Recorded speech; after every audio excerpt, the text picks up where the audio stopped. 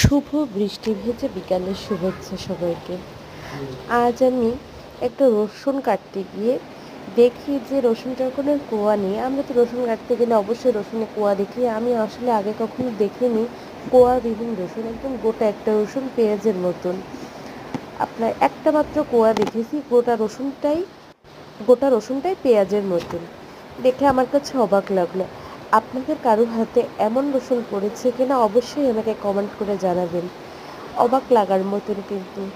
আমি বুঝতে পারছি না আসলে এটা বিষয়টা কী, কিন্তু ভালো লাগলো দেখে। ভীষণ সুন্দর বৃষ্টি হচ্ছে, বিকালটা একদম অনেক সুন্দর, আর সারাদিনই বৃষ্টি হচ্ছে। এজন্য আপনাদের সবার সাথে বৃষ্টি শেয়ার করলাম। ধন্যবাদ সবাইকে, ভালো থাকবেন।